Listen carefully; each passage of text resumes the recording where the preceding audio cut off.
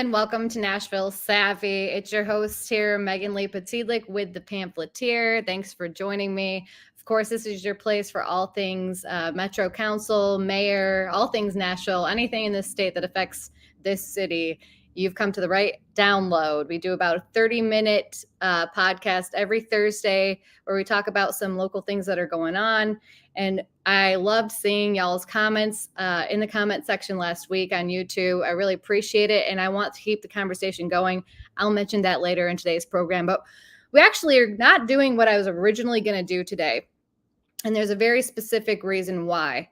So I was going to do a breakdown specifically about rhetoric surrounding the Belmont student who was hit by a stray bullet and unfortunately was killed here in Nashville.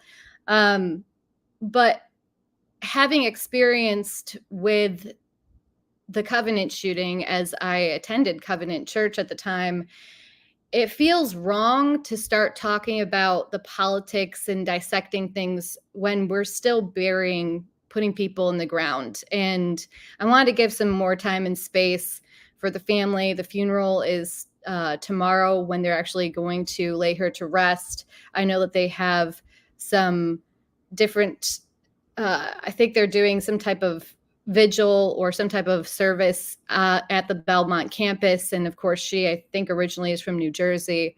She leaves behind her parents, two of her brothers, and it's just devastating. So I wanted to kind of step away from the politics of it and give it more space, because nothing is more disgusting, to be honest with you, than watching people jump right into the politics when it's such a sensitive and personal affair for the people and the lives that this has touched. And it didn't just touch this family. This gentleman has wreaked havoc on the community here before. There are prior victims to this man's violence, and I just wanted to give it some space. And so we're going to be taking off Thanksgiving. So I hope you guys enjoy some time with your family, and we'll be back. And I think that that's when I'll be doing that. And I'm looking forward to it because it's kind of showing how immediately something is used in the news to start spinning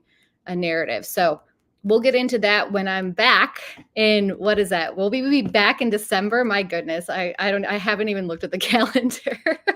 I didn't even realize Thanksgiving was next week until today. So that tells you something. But let's jump into it. I came from the mayor's office this morning down at the courthouse. He does weekly media roundtables. And so I try to get to as many of those as I possibly can. They've moved the times around a little bit. Today it was at 10 a.m. So I buzzed down there between getting my piece out this morning, getting the Pamphleteer out, which Davis does such a great job. He's our editor-in-chief. If you didn't know, I do write the Nashville column in the Pamphleteer. It's a free daily newsletter. You can subscribe at pamphleteer.co. There's your plug. But during this media roundtable, a really interesting thing was brought up by Jerry Barler. He works for News 2 here in Nashville, and he brought up that they're having a hard time getting responses and real-time information from MNPD regarding things that are time sensitive. So if somebody's at large, if there's a shooting and somebody is out at large and the news is trying to help get that information out there, they're really having a hard time getting a quick response. He brought up the fact that some of these positions that they're having a hard response time from are positions that are paid, $400,000 a year. So I thought that was interesting that Mr. Barler over at News 2 brought that up, and Freddie O'Connell addressed it, but he doesn't control MNPD. He's not in charge of MNPD. But now that it's brought to his attention, he says that he will be addressing this and asking MNPD, probably Chief Drake, about that. We also talked about a bunch of other things that I'll be covering later. But today we're going to get right into it with this education ad hoc committee. We have an ad hoc committee that's been meeting to basically assess whether or not to reject federal education funding. Now, this has been a contentious topic. Education in Tennessee is a contentious topic. Of course, there's people who want choice. They're pro-choice for schools. They want, you have different ideas coming out as far as policy goes. So this ad hoc committee to review whether or not to reject federal dollars is all over the news. So yesterday they wrapped up their second week of hearings, and what they're really assessing in these committees right now, they're not making any policy prescriptions. They're just absorbing information about what it would look like, how much money they would actually be cut out of our education system that Tennessee would have to make up that is coming from the federal government. And also, what is the cost benefit ratio here? Because a lot of these federal dollars come with strings attached, and our state government wants to look into what are these strings that are attached, how much are they costing us. It's interesting because a lot of these things that come as a part of the package of how you can get these federal dollars turn into positions that, while the money is coming in from the federal government, maybe perhaps is covered, these administrative positions. But then they create the positions, and then years down the line, they're not getting that money anymore, but they've created more burden as far as financial burden for the schools that have all these new programs and new positions at their school that they now have to pay. We have to now pay for these people. And it's not necessarily tied directly to the grant money anymore. So it's been interesting. But yesterday there were two people who came forward during the 1:00 meeting. I encourage you, if you're interested in this type of stuff, go back onto the General Assembly website and check out the videos, because very informative, especially yesterday's 1:00 meeting, where we heard from, and if I butcher this, I'm sorry, Saul Nuzzo. He's the vice president of Florida's James Madison Institute. And we also had a former Michigan representative, Steve Johnson, who is also a fellow at the State Policy Network.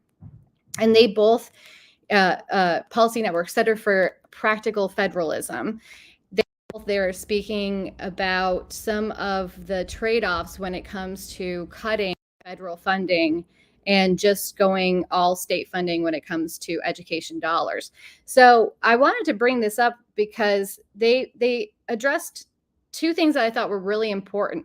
One was the tactics, the scare tactics, the overreach tactics that kind of pop up with the federal funding for education. Specifically, Nuzzo, I'm so sorry if I'm pronouncing that wrong, sir.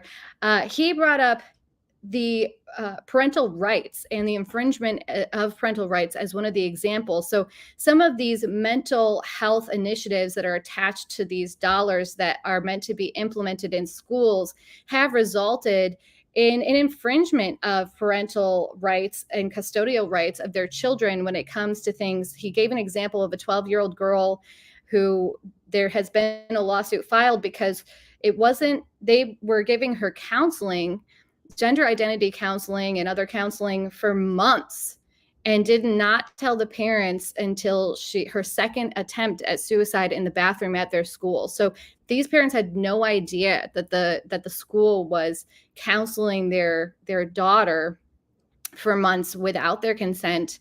And though the courts have upheld parental rights in these cases, this scare tactic of these guidelines is as being like the law, like you have to adhere to these guidelines, it has been an issue. And in fact, these schools who implement these guidelines, they kick it back. Their arguments are like, hey, we were just following the federal guidelines. Like, this was just the federal guidelines. This wasn't us trying to infringe on anybody.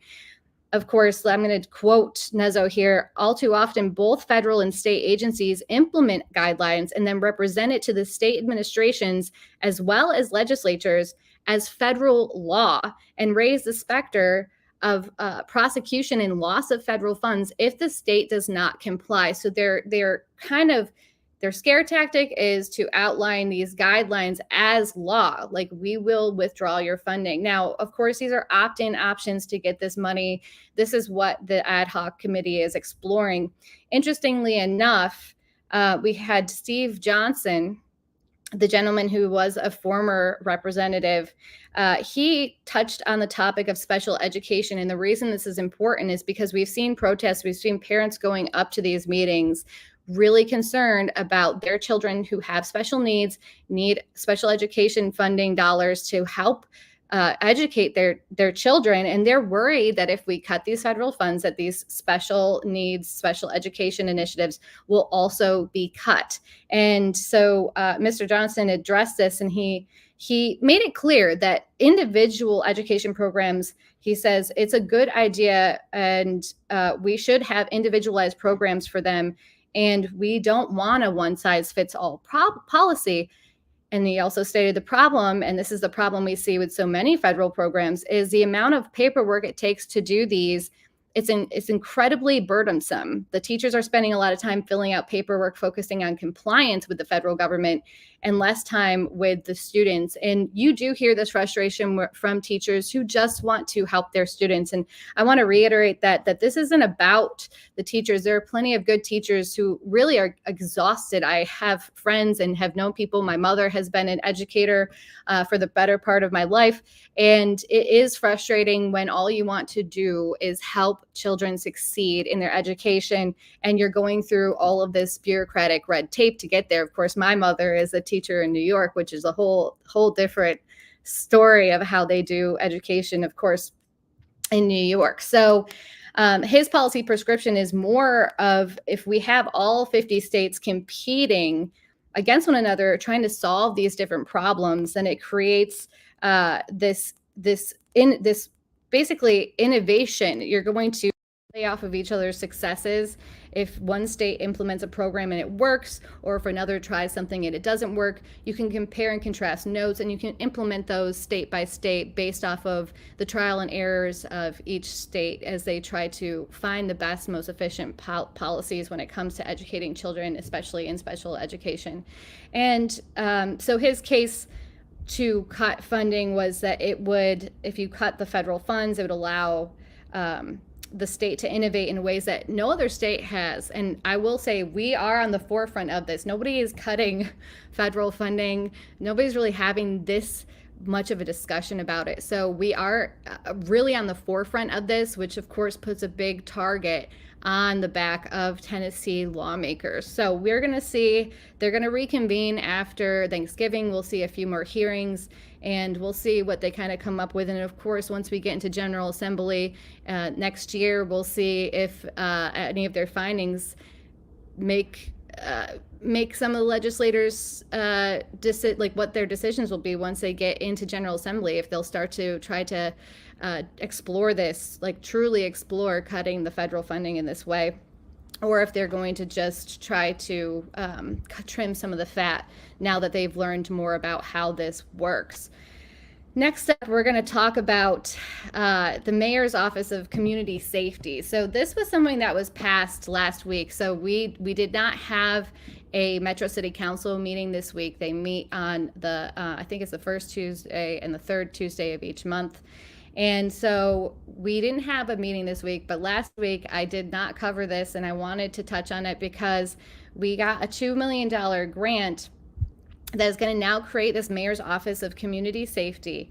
And this looks a lot different. This is a little bit different, but it's also a violence interruption program. But we've seen violence interruption programs. If you guys don't remember, we saw Gideon's Army get some money to do some violence interruption in communities. And then we also saw how that Phil Williams did a really good job uncovering some of the poor practices of Gideon's Army. They're a nonprofit, and nonprofits that we used for these community violence intervention programs are now under scrutiny simply because of the stuff that happened with Gideon's Army and who was working in Gideon's Army and how much money our local government gave to that apparatus. But this is a new thing. And they have something called credible messengers. And I wanted to talk about what credible messengers are. It's a little bit unclear, to be honest with you, but from what I've gathered, there is a credible messenger model, and they are paid plants almost. They plant people in communities that are high risk, that have a background where they can relate to that community. And it's almost like a mentoring-ship type of relationship. At least that's how all the material I've looked at. I'm not certain how Metro is going to implement this, but these are what we have now we're going to integrate into some of our more at-risk communities are these credible messengers. And I encourage you to look more into the credible messenger model and kind of brush up on it, because this, alongside Metro PD, is kind of the new approach direction of this community policing / community safety initiatives that we're seeing here in Metro Nashville. And of course, people are concerned about crime rates in Nashville, and this was brought up last week when I was talking with the mayor during his media roundtable, is that him and Glenn Funk have both touted that the actual violent crime rate is down, but when you talk to people in Nashville, it doesn't feel like it's getting any safer. And I wanted to look a little bit into some of those statistics. So let's look at the statistics first. So though the violent crime rate statistics that are put up by MMPD, which they put a disclaimer that they're not perfect. Okay, I'm going to put that disclaimer just so that they don't think I'm misrepresenting them, but that they are subject to change, is only down 1% year over year. But let's look at some of the other comparisons to last year. We have the homicide rate is the same. It's not changed. I think it's like we have one more homicide than this time last year, but rape is up 4.6%. Larceny is up almost 10%. We have 50 more cases of aggravated assault, and grand theft auto is through the roof. And I'm sure you felt it, at least I have over here in East Nashville, where these like drag racers and stuff are all over the place now. And when I'm talking like they're double the amount they are last year, I'm talking like stolen cars have gone from 2,000-ish, I don't know the exact numbers, last year to 4,000 this year. That's a lot of cars getting stolen. And of course, we looked at, that was one of the main focuses of the LPR program. It's not a case for LPRs. Me personally, I'm on the fence about LPRs, but I think that more, mounted LPRs on actual police cars and police presence is probably what I would consider, in my opinion, the prescription to these problems.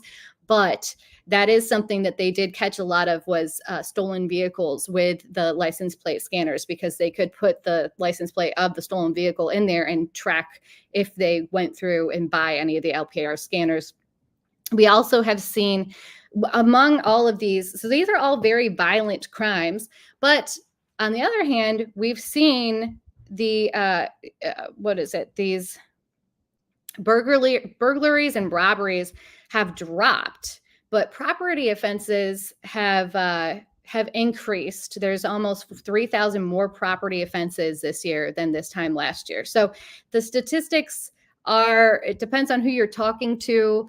You can go on the MMPD website. You can go to the pamphleteer. I have linked it in the article I wrote about. I think this was published yesterday. If you want to go and actually look at these statistics yourself, they do a year over year. They do a week by week breakdown. You can really get into the weeds with this type of stuff, but it's very interesting. I also would like to note that somebody did mention to me, it was an officer, and it's on background, but he did mention to me that police performance reports, basically in 2018, they stopped doing police performance reports, which is interesting because they do the crime statistics and they're transparent with their arrests and how many people they pull over as far as the statistics go, and they like put that online. But individually, the officers apparently are not. This is not verified, but this is what an officer told to me, that around 2018, they stopped doing certain types of performance reports, probably because of pullovers and pullover quotas and stuff like that. But I thought that was interesting. Another interesting thing is that though we are seeing these community initiatives with policing or interventions, or even just trying to get some presence where people feel that there are people that they could go to in their community that aren't necessarily police officers with these concerns that they have about crime. The mayor told us last week that the MMPD is set to potentially finally be back to fully staffed by the end of the year, which is great news. It's just very confusing news because on one hand, earlier this year, We saw MNPD kind of take the heat for MNPS, the school system, for not taking SRO dollars from the state. And they cited, ooh, you could hear a motorcycle out there. Sorry, guys. They cited that it was because they had, 100, they were still short 170 officers. Okay, this is high. The kicker is, like, the day before, the MMPD came out and said, hey, we're still short 170 officers, and so we can't even start to think about staffing SROs in elementary schools. The day before, a report came out from the Tennessean that the MMPD was like saying, we're almost at full strength. We have 20 officers to go. So mixed statistics as far as how many officers away we are from being fully staffed. Okay. So, but I'm glad that we're getting there. And I hope that, the more officers, when you're fully staffed, it does make it safer for other officers as well. When there's a weak police presence, it is kind of terrifying. If you're somebody who knows a police officer, it can be, as crime rates go up and your policing is going down, it's a recipe for danger, really. So it's good news. It's confusing news. I just wanted to put that out there. And we're going into our next section, which is local corner. I just wanted to touch on something that happened actually in a response to last week's podcast. So we talked a little bit about participatory budgeting. It's hard to say 10 times fast. And we talked about how non-citizens could vote in it. And I brought up an argument about where the money comes from and everything. And I had a response on Twitter about this being a dumb argument or whatever. And it's just pandering to a side. I just want to remind people, and I encourage you to leave comments in the comment section and talk about these things with your local neighbors and friends, that it's okay to have discourse and discussion. My case writ large about allowing non-citizens in the participatory budgeting isn't discriminatory in the way where I'm like anti-immigration or I'm like against people who are here on visa or green card or whatever. That's not, you don't have to be bullied into feeling like saying that, not thinking that it's sketchy that non-citizens can vote in our American process is not a grounds to call you like a terrible, evil person. So I want to reiterate that, because some of these discussions can be really difficult. Two things can be good, like true at one time. You can say, hey, it's not right that illegal immigrants are voting in our voting process. And in fact, we encourage people, like, if you want to become like an American, you should. We want you. We want people who want to live here, thrive here, benefit from this wonderful country where there's opportunity, which is, I'm assuming, the reason that they came here. We want you to become a citizen. We want you to participate, but there are benchmarks that you have to meet to be able to participate in our government. And so my assessment still stands. I still stand on the fact that the participatory budgeting process in Metro Nashville going on right now, where they're allowing non-citizens and 14, 15, 16, 17-year-olds who don't have a license to be able to vote in these things, is sketchy. And that's okay. I just want to reiterate, that's okay to say. You're not discriminating because of it. It's just a principle of the matter. And I wanted to discuss that because I do want there to be open discussion in our forums. I do want us to have these conversations, and I love to hear opposing views. And I think that it's a healthy thing, especially here in Metro government, to be able to have that conversation. All right. So now that that's over, I just went all the way around. That was like my teacher moment of like, it's okay to have an opinion that's not the same as everybody else's. I want to go into it's not really crazy, but my Metro Mayhem segment. And I think that G, my producer, can play us the intro.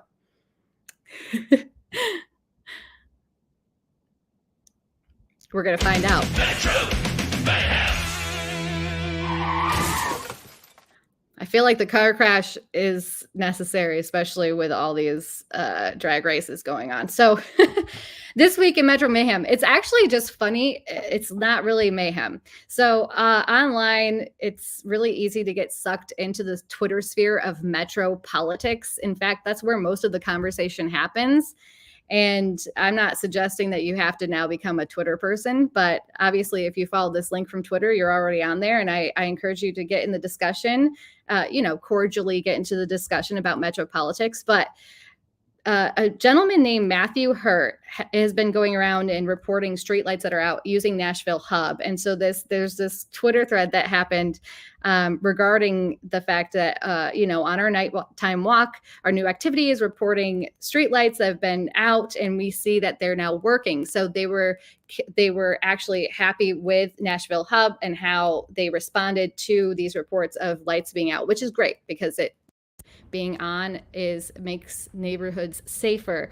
But Matthew Hurt, the gentleman who was reporting this, he said, "I'd love to gamify this by getting tokens for acts of public good that could be redeemed by bouncy balls, fidget spinners, Tootsie Rolls, or if you save enough, you get lunch with Mayor Freddie O'Connell." And Jacob Coupin, who is the District 19 representative, that's Freddie O'Connell's old district, he said, "Don't tempt me." And I just find this so funny because this reminds me of the incentive structure when you were in like 6th grade to, like a readathon where you're encouraged to read books and they set up like a pizza party or something or ice cream sundae or sleepover or whatever at the camp out at the school or whatever it is that they incentivized. That's the approach that they're jokingly suggesting for doing public service and reporting things like this. And then, of course, Coupin jumped in and is like, oh, he's all over it. And this would be just silly, except for the problem is that the truth about local politics is A, it's really hard to follow. B, many people don't even know who their council member is, which again, it's just because there's so many things going on. There's so much in your life to pay attention to. And this stuff isn't necessarily immediately accessible. You have to go look for the information, try to figure out what it is that they're really doing in there. There's a lot of single-sided reporting. And there's a lot of, to be honest with you, there's a lot of press releases and press releases from offices like the mayor or the governor or anybody, to be honest with you, or blogs by a Metro City Council member. That's great. It's informative, but it doesn't necessarily, it's framed. Everybody's framing things the way that they want you to see it. It's persuasion. It's their job. It's what they're supposed to be doing. They're supposed to be touching base with the community, getting feedback. They're also presenting policy prescriptions that they think are going to better their community. That's the premise of this. But is that always the whole story? No. Of course, a press release is framed. Of course, the mayor's office is going to frame their policy prescriptions in a light that, like, this is the solution, guys, when in fact that might not be the whole story, or there might be other solutions. So I just found it funny, but also it might actually work if we incentivize some more local community involvement when it comes to Metro government, because it is really difficult to pay attention. But I do enjoy getting on here every week. I'm glad that people have been catching wind of this program. I encourage you to check out other programs and other perspectives as well, but find your place where you feel that you're getting good information that can, broaden your understanding of what's going on here. I will say, once you're in it, once you know the characters, I call them characters, they're not they're people, but once you know the players on the board and you kind of know what's really going on, local politics is just as crazy, and it's like a soap opera. It's just like national politics. It's just affecting you more directly. And not only that, you can have more of an impact. I know I'm telling you guys this, and you guys are tuning in, and you don't need to hear this from me because you're already here. But I do encourage people to start talking more about Metro government and just bringing up, the silly things or the good things that their council members are doing here, so that people might get more involved. And I do appreciate the conversation. I appreciate you guys coming on here. I am not going to be giving away a pizza party with the pamphleteer, though I've heard, a little birdie has told me that we might be bringing back beer hour, or what was it? Office. Wait, what was it called? What did we call that, G? Do you remember? We called it office hours, I think, maybe. where we would get together at a bar hours. Okay, it was bar hours, beer hour, bar hour, whatever, where we would get together once a month and kind of start to bring this community together here in Nashville. And so we will let you know at thepamphleteer.co when we start that again. It was really fun when we used to do it. We used to do it weekly. That was a little bit much. So maybe we'll just do it once a month. But we love meeting you guys. We love having the conversations. And also, I do encourage you, if you ever have a tip or you know something, or you think that you might know something of interest, please hit us up at the Pamphleteer.